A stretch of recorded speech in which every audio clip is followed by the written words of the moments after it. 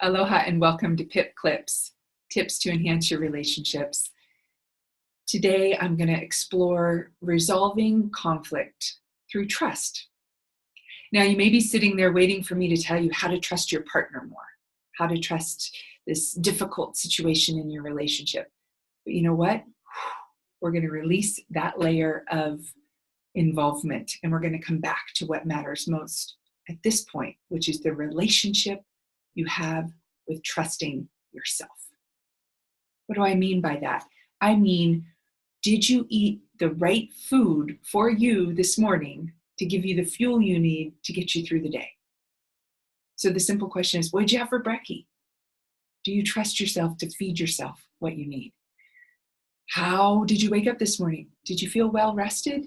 Did you honor that commitment you made to yourself to go to bed a little early, to wake up a little early, to do what you really wanted to do?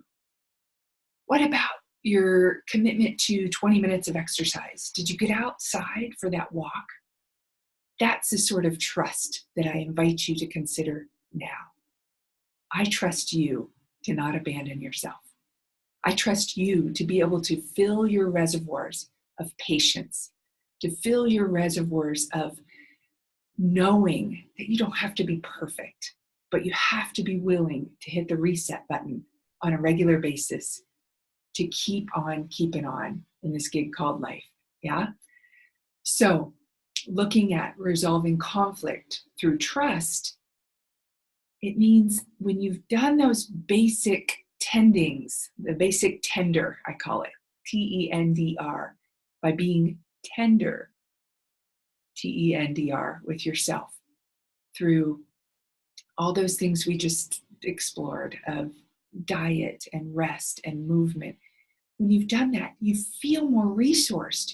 You feel your reservoirs fuller so that when conflict happens, because you know what? Being human, conflict is going to happen. And as I love to remind you, conflict is growth trying to happen.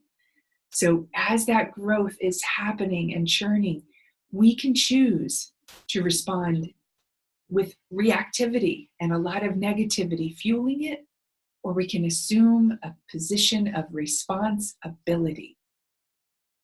I entirely believe in our ability to respond instead of react. So our typical response to negativity, for me, it's a fear-based response of, this feeling, this fiery flush of adrenaline and cortisol going through my system. My face gets red, my jaw gets tight, my fists clench. I don't feel safe. So we need trust in order to cultivate safety. But I used to put all my effort out there trying to trust these people, situations, and things to provide for me what really is an inside job.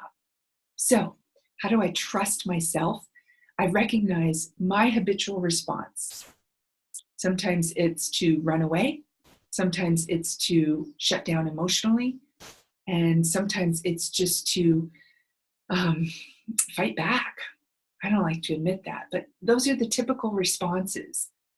You know, we shut down emotionally, we freeze, we take off physically, we flee, we go to flight, or we react negatively back. We fight, flight, or freeze. I'm sure you've heard of this. It's the human condition to have a response in that way. But what if we just trust? What if instead of fight, flight, or freeze, it's just show up and trust? I'm going to be okay no matter what. Because you know what? I'm not engaging in addictive behavior patterns that are destructive, that cloud my judgment, that impair my ability to say no, that impair my ability to set boundaries, that impair my ability to advocate for my own well-being. I don't do those things anymore.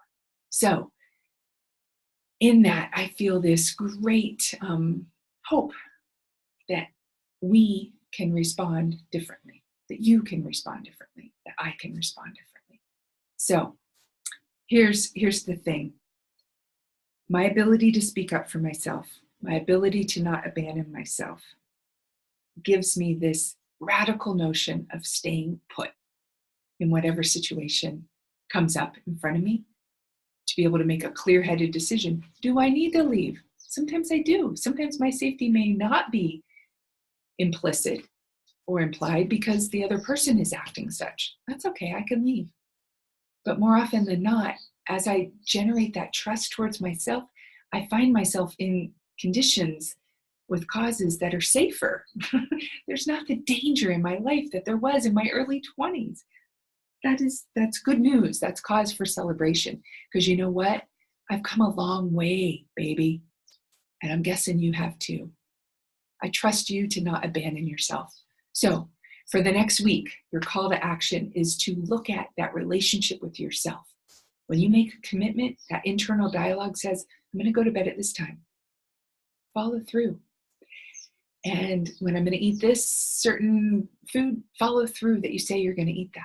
Those little things in caring behaviors toward yourself develop a trust that can take you very, very far, my friend. So if you're already doing these things, great. Take this week to celebrate and to pause and notice. This is what I'm doing. Yes, yes, yes. You are amazing. Thank you for cultivating conscious connection. You matter. Your relationships matter. Aloha.